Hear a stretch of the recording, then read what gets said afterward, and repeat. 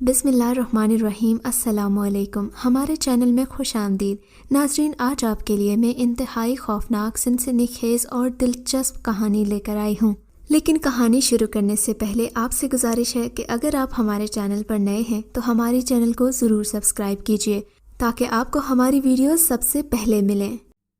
یہ دسمبر کی انتہائی سرد رات تھی اور گہرے بادلوں نے چاند کی چاندنی کو تقریباً ختم کر دیا تھا۔ سردی کی وجہ سے پرندے اپنے اپنے گھونسلوں میں دبکے ہوئے تھے اور ہر طرف دھند نے ڈیرے ڈال رکھے تھے۔ ہوا بہت تیز چل رہی تھی، ماحول پر سکوت طاری تھا اور ہر طرف خاموشی کا راج تھا۔ رات نے پورے علاقے کو اپنی سیاہ چادر میں لپیٹ رکھا تھا۔ اسی طرح آج بھی اس کی زندگی اداس ہی تھی۔ وہ اداس اپنے کمرے میں بیٹھا ہوا تھا۔ ماضی کے دھندلکوں نے اسے احاطہ کر رکھا تھا۔ بے لگام چلتی ہوا اب طوفان کا روپ دھار چکی تھی، ایسی ہوا کہ آج سے پہلے کبھی نہیں چلی تھی۔ ایسا لگتا تھا کہ آج سب کچھ تباہ برباد ہو جائے گا، مگر وہ ان چیزوں سے بے پرواہ اپنے ماضی میں گم تھا۔ اس کو اپنے ارد گرد کا کوئی ہوش نہیں تھا، صرف اور صرف چاندنی کی باتیں یاد آ رہی تھیں۔ ایسے لگتا تھا کہ چاندنی کی یادوں نے اسے ہوش و حواس سے بیگانہ کر دیا ہے۔ اسے چاندنی سے بے پناہ محبت تھی، لیکن چاندنی نے کبھی اس سے محبت نہیں کی۔ وہ تو صرف اور صرف وقت گزاری کے لیے اس سے چکنی چپڑی باتیں کیا کرتی تھی۔ چاندنی کو احساس نہیں تھا کہ وہ کسی کے جذبات سے کھیل رہی تھی، کسی کے دل کو کھلونا بنایا ہوا تھا۔ جب دل کرتا استعمال کرتی اور جب دل کرتا پھینک دیتی۔ وہ جانتی تھی کہ شہریار اس کو سچے دل سے چاہتا ہے اور اس کی سچی محبت کو جانتے ہوئے بھی وہ انجان تھی، لیکن شہریار کا دل تو سمندروں سے بھی گہرا تھا، جس میں صرف اور صرف چاندنی بستی تھی۔ چاندنی کو شہریار اپنا سچا جیون ساتھی سمجھتا تھا، لیکن اس نے کبھی شہریار کو اہمیت نہیں دی تھی۔ آج سمد کے گھر میں بہت چہل پہل تھی، ہر طرف روشنی کا سما تھا اور ہر طرف پھولوں کی بھینی بھینی خوشبو پھیلی ہوئی تھی۔ کہکہے ہی کہکہے تھے۔ آج سمد کے گھر میں پارٹی تھی، تمام دوست سمد سے گپ شپ کر رہے تھے۔ سمد بھی اپنے دوستوں میں گم تھا، لیکن وہ بار بار دروازے کی طرف دیکھ رہا تھا۔ آخر اس کے دوستوں نے اس کی بے چینی کو بھانپتے ہوئے پوچھا، کیوں بھائی، کس کا انتظار ہے؟ ہمیں بھی تو پتہ چلے۔ اس کی اس بات پر سمد مسکرا کر رہ گیا تھا۔ اچانک سامنے کا دروازہ کھلا اور ایک حسین اور جمیل حسن کا پیکر داخل ہوا، جسے دیکھ کر تمام لڑکوں کو ایسے لگا جیسے سارا گلشن سمٹ کر مجسم بن گیا ہو۔ وہ بلا کی حسین اور پرہ نما تھی، شہزادی سے بھی زیادہ حسین، سفید فراق پہنا ہوا تھا اور کھلے بال پشت پر لہرا رہے تھے، ہاتھوں میں کھلتے گلاب کا گلدستہ اور گفٹ بیگ۔ وہ واقعی بہت حسین تھی۔ اس کی جھیل سی آنکھیں جن میں بے پناہ شرم و حیا سمٹی پڑی تھی، ایک وقت کو تو اسے دیکھ کر سب کا دل دھڑکنا بھول گیا۔ وہ ایسا محسوس کر رہے تھے جیسے کوئی سندر سپنا دیکھ رہے ہوں۔ ناصر نے بے دہانی میں ایک زوردار چٹکی اپنے بازو پر بھری۔ اسے تکلیف کا احساس ہوا۔ آپ آ گئیں؟ سمد نے ماریا کو دیکھتے ہوئے کہا۔ ہاں، میں آ گئی آپ کی محفل میں۔ ماریا نے انداز دلربائی سے اپنا دوپٹہ درست کیا۔ دوستو، یہ ہے ہماری نئی فرینڈ ماریا۔ اس کے بعد سب نے ماریا کا تعارف کروایا اور سبھی سمد کو شریر نظروں سے دیکھ رہے تھے۔ سمد کو باغور دیکھتے ہوئے ماریا نے پوچھا، آج اتنی دیر کر دی؟ پارٹی ختم ہو جائے تو میں گھر چلی جاؤں۔ پارٹی ختم ہونا تھی اور اس کے بعد طے پایا تھا کہ سمد ماریا کو اس کے گھر چھوڑائے گا۔ اسی محفل میں شہریار نے ایک غزل گائی تھی جو سب کو بے حد پسند آئی تھی۔ اگلے دن شہریار دیر سے اٹھا تھا، مگر اٹھتے ہی دیکھا تو اس کے فون پر ایک نیا نمبر جگمگا رہا تھا۔ اس نئے نمبر سے میسج آیا تھا، hello, how are you? Shahryar نے جب میسج پڑھا تو سوچنے لگا کہ یہ نمبر کس کا ہو سکتا ہے۔ پھر اس نے رپلائی کیا کہ میں ٹھیک ہوں، آپ کون ہیں؟ شہریار، میں آپ کے کالج میں نئی آئی ہوں اور میرا نام چاندنی ہے۔ آپ فیسٹ آئے ہیں، اسی لیے مبارکباد دینے کے لیے میسج کیا ہے۔ اچھا، خیر مبارک۔ آپ کہاں رہتی ہیں؟ میں بہاولپور میں رہتی ہوں۔ آپ تو شہر لودھرا کے ہیں نا؟ جی ہاں۔ اور پھر اس طرح دونوں کی دلچسپی بڑھنے لگی، لیکن ایک دوسرے کو ابھی تک نہیں دیکھا تھا، اور پھر بات بڑھتے بڑھتے وہی ہوا جو اکثر ہوتا ہے، دونوں محبت میں گرفتار ہو گئے۔ پھر تو دونوں ہی ایک دوسرے کی چاہت میں مگن رہنے لگے، مگر شہریار کچھ زیادہ ہی مست رہنے لگا تھا اور اپنی پڑھائی سے بھی غافل رہنے لگا تھا۔ وہ چاندنی کو دیوانہ وار چاہنے لگا، لیکن کبھی اس نے اپنے دوستوں کو چاندنی کے بارے میں نہیں بتایا تھا۔ ایک دن چاندنی نے شہریار سے موبائل پر باتیں کر رہا تھا کہ اچانک سمد آ گیا، اور پھر اس نے سب کچھ سمد کو سچ سچ بتا دیا۔ سمد چاندنی کے بارے میں سن کر بہت خوش ہوا اور کہنے لگا، اچھا وہ دکھنے میں کیسی ہے؟ سمد، میں نے اسے ابھی تک دیکھا نہیں ہے، بس اندیکھی محبت ہے، شہریار بولا۔ سمد کو اس لڑکی پر یقین نہیں آ رہا تھا، لیکن وہ اپنے دوست کی محبت کا کاہل ہو گیا تھا۔ محبت بڑھتے بڑھتے اس قدر ہو چکی تھی کہ اب دونوں ایک دوسرے سے ملنے کا سوچ رہے تھے۔ رات کا نہ جانے کون سا پہر تھا، ہر طرف اندھیرا ہی اندھیرا پھیلا ہوا تھا اور خوفناک خاموشی طاری تھی۔ شاہبلود کے دیوہکل درخت بھیانک بھوت کی طرح سر اٹھائے کھڑا تھا۔ سناٹا قیامت بن کر ماحول کو اپنی گرفت میں لے رہا تھا۔ اچانک شہریار کی آنکھ کھل گئی، اسے بہت پیاس لگی۔ جلدی سے ٹیبل سے جگ اٹھایا اور گلاس میں پانی اڈیلنے لگا۔ یہ کیا، جگ تو بالکل خالی تھا، جبکہ اسے یاد تھا کہ اس نے سونے سے قبل اچھی طرح پانی پیا تھا اور جگ میں بھی پانی موجود تھا، لیکن اب تو یہ بالکل خالی تھا۔ آخر پانی کہاں گیا؟ بس وہ انہی سوچوں میں گم تھا کہ اچانک ڈور بیل بجنے لگی۔ اس وقت کون آ گیا؟ اس نے اپنے آپ سے سوال کیا اور دروازہ کھولنے کے لیے آگے بڑھ گیا، اور پھر دستک تیز تیز ہوتی گئی۔ ایسا لگ رہا تھا کہ کوئی دروازہ ہی اکھاڑ پھینکے گا۔ ارے بھائی، کون ہو؟ میں آ رہا ہوں، کیا دروازہ توڑ دو گے؟ اس نے جلدی سے جا کر دروازہ کھولا تو زبردست سرد ہوا کا جھونکا اس کے جسم سے ٹکرایا اور اس کی آنکھیں خود بخود بند ہونے لگیں۔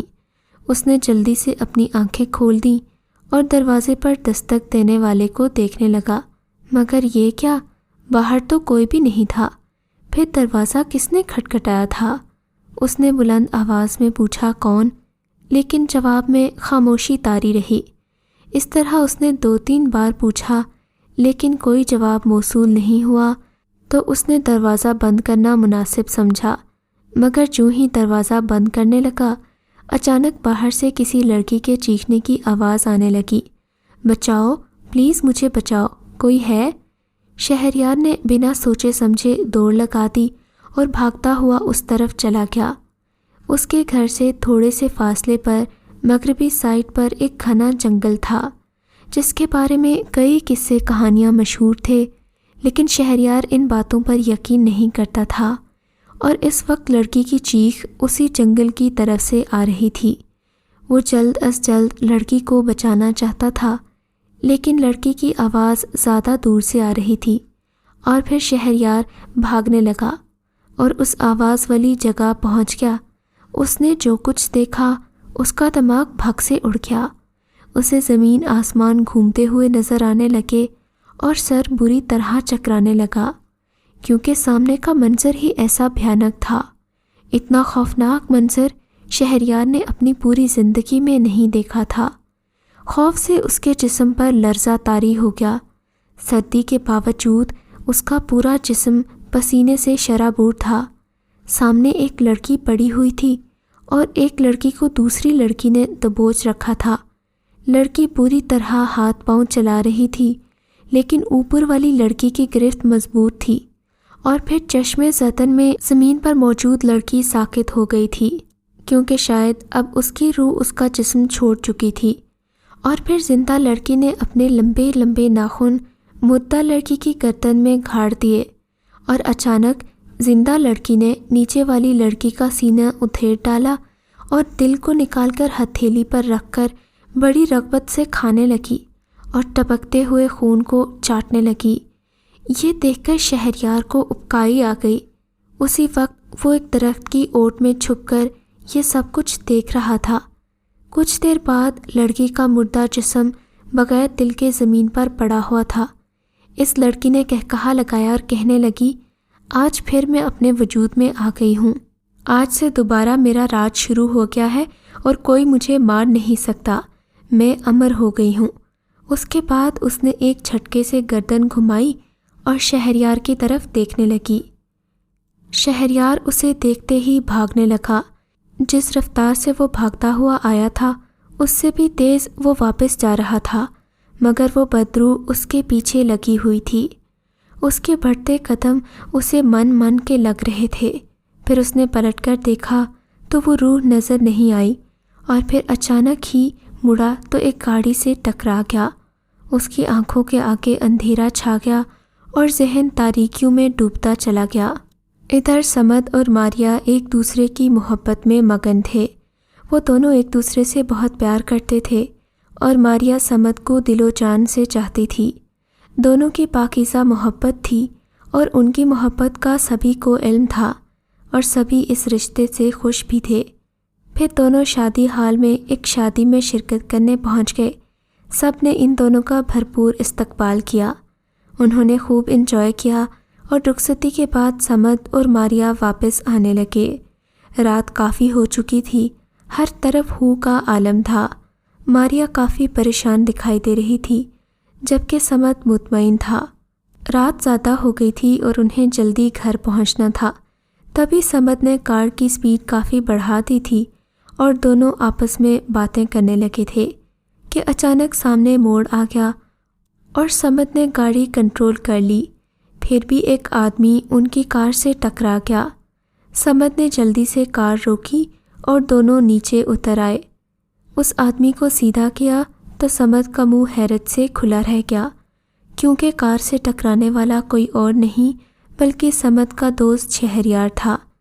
سمد اور ماریا دونوں ہی پریشان ہو گئے کہ اتنی رات کو یہ یہاں کیسے پہنچا۔ خیر ڈاکٹر نے بتایا کہ خطرے کی کوئی بات نہیں۔ پھر انہوں نے شہریار کے گھر والوں کو فون کیا اور سب کچھ بتا دیا۔ 2 گھنٹے بعد شہریار کو ہسپتال سے رخصت کر دیا گیا۔ ڈاکٹر کے کہنے پر شہریار کے گھر والے مطمئن ہو گئے تھے اور اب اس کا خیال رکھنے لگے تھے۔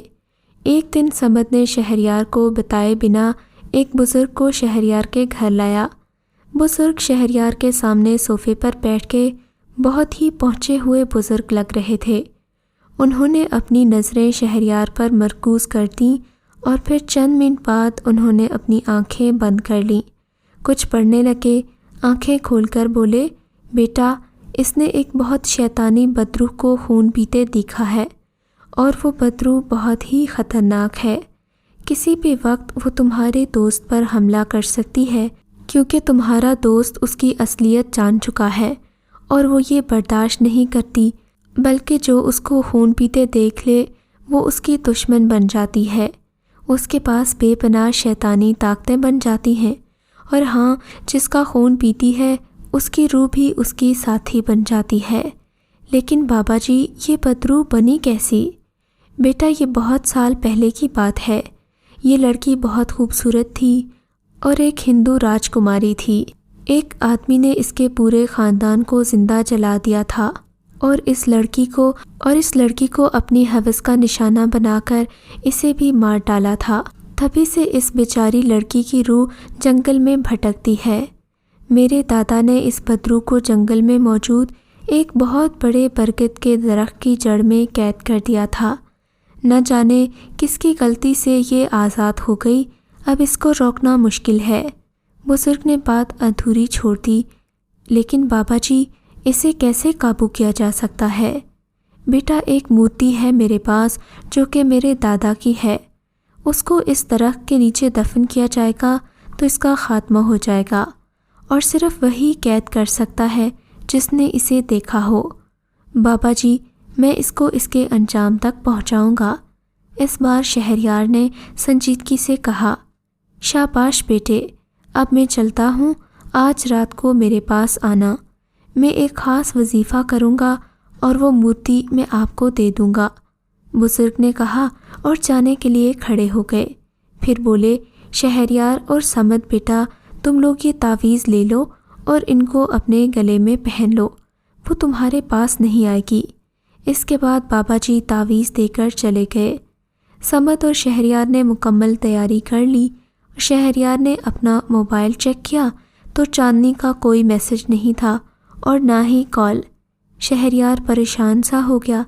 صمد نے شہریار سے کہا، یار پہلے اس معاملے کو نمٹا لیں، پھر چاندنی سے ملنے چلیں گے۔ اس کی بات سن کر شہریار مسکرانے لگا اور دونوں بابا جی کے پاس جانے کے لیے تیار ہونے لگے۔ بابا جی نے انہیں ایک مورتی دی تھی۔ وہ مورتی کو لے کر گھر آ گئے اور پھر مقررہ وقت پر جنگل کی طرف روانہ ہو گئے۔ قریباً 1 گھنٹے کے بعد وہ دونوں جنگل میں داخل ہو گئے۔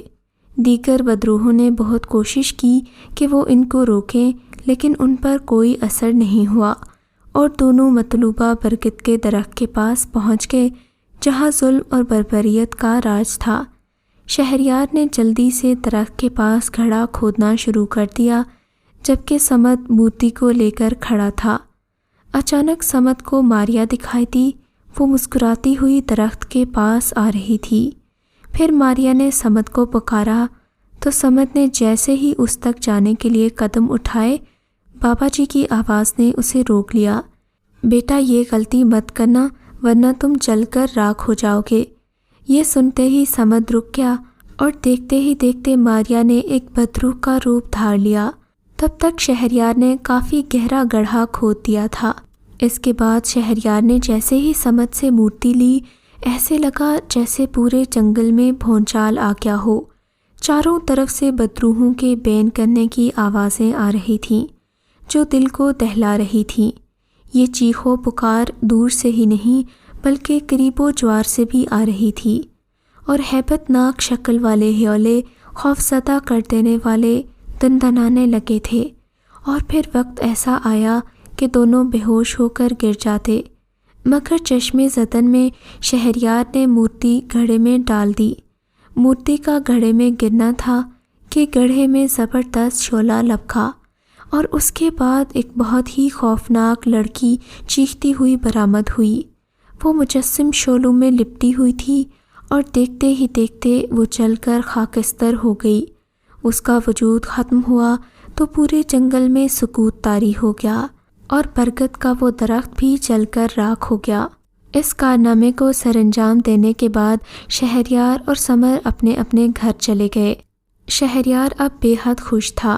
وہ جانتا تھا کہ اب اس کے دل پر کوئی بوجھ نہیں ہے، مگر وہ اس بات کو بالکل ہی بھول گیا تھا کہ 2-3 دن سے اس کا رابطہ چاندنی کے ساتھ نہیں ہوا تھا۔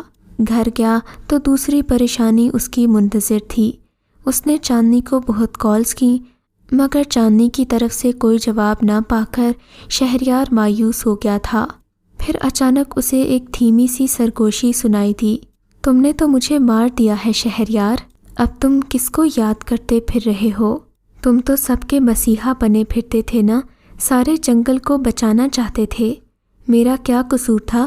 میں تم سے محبت کرتی تھی، مگر تم نے، دیکھو تم نے مجھے مار دیا۔